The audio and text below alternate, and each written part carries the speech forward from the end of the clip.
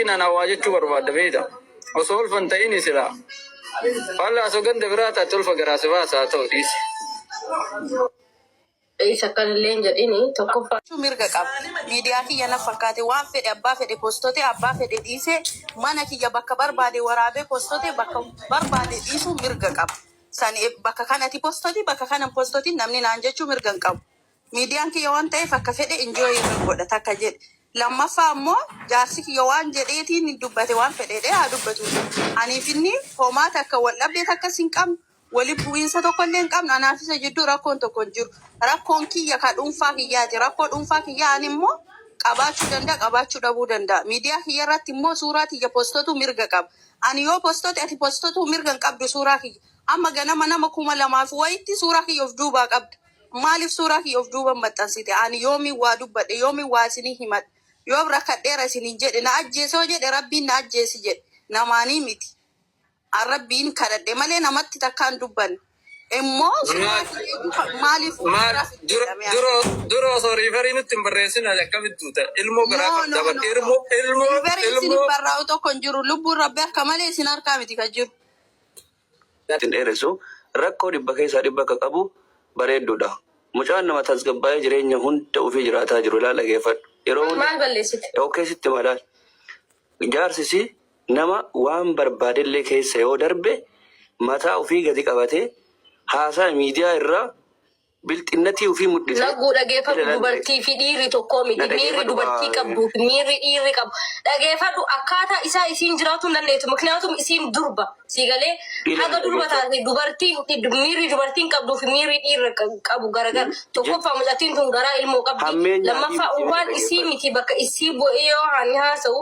Marsala gurra tuju dubartii waan taatu hin beeku. Miira keessa intee miidiyaa qabdi tasa postatte eega postatte illee namni fuudhee dawwalanii kaasisanii jiran. Ani waan isii jaaladhuuf dubbataa jira malee carraa argadhee kanatti yookaan isii miidhee jibbeetii miti. Bareedduu kabajan jaaladhaan ilaali. Maaliif barbaada beektaa yeroo baay'ee dubartiin jaarsa tokko yookaan jaarsa seenaa dabarse tokkotti gaafa dhuftu akka waan yookaan cuullisoo wayi yookaan arakaatii guddaa wayi namoota inni yookaan dhiisan san fakkeessa viidiyoo garagaraa waan fakkaatu viidiyoo garagaraa waan nama san yookaan waan nama san ilaallatu waan fakkaatu yeroo baay'ee yeroo hojjetan dubartoota akkasii argitee itti bakka hundattuu kutaa hedduutti jechuudha. Jireenya isaanii hedduu barbaadna nuti isaan lachuu hedduu jaalannallee garuu yeroo isiin ama akkuma obboleessi kiyya kun jedhetti nama yeroo kanatti yaa rabbi hiikiin jennee du'aa itti kadhataa jirru jechuudha. Yeroo kanatti ol baatee yeroo waan baay'ee poosattu waan baay'ee boottu waan baay'ee jireenya bareedduu isiin jiraattu hin beekna malee nuti akkasiin boottuun illee hin beeknu. Namni waan sirraa argeen si hima malee waa ati garaa keessa dhoofatteen sin himu. Waan miidiyaa irra ati baateen namni ol siin ba'a malee waan ati keessa kan keetitti ammoo kaafamte waa ati gubatteetu situ beeka. Waan sila ati gubatteetu su'aa ol baastee waan miidiyaa kanarra ajandaa guddaa ta'utu jira. Nuti amma beektaa jalqaba miidiyaa irrallee of baasuullee kaanillee hin hawwu ture. Eega ka ba'u bee dur irraa bahee akka itti beektu bee irra caalaa gara kiyyaan hin ba'u garumaa dubartii ani fuudheen ba'a malee hin ba'u ana biraan si galee eega ka ba'u amma afran sarma guutee arsii keessaa afur gabbaree fuudhee sodduma cimaa taafan arsiidhaaf kalaas murteessitumaa. Guri wallaahi maa yoo ta'eef ati mucaan keetus tinni subbaa koomma buli ganaa jaarsaa bar dulloomteef hin beektati. Assalaamu alaikum.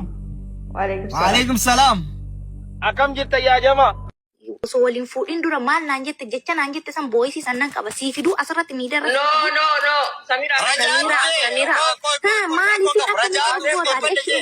Rajaatu ni khayyaa'ee dumaree bayaan akka shari'aattis wal bira qabaasa. Kiyaar Bashir irratti naan jette eenyu si bira jira naan kiyaar hin malee homuu na bira hin jiru naan jette. Rajaatu sinjee jira yoo rajaatu sinjee illee hin ta'u ni kaan keessan baatisa dhageenyaan. Ina dhageeffadhu bayaan sinii ani sinii kusii kan maaliifin birrii maarii sii kennu dide beeyta naan jedhe wallahi laazim riikardii isaa takka takkaa waraabbadhe maaliif sii kennu gaafa birrii san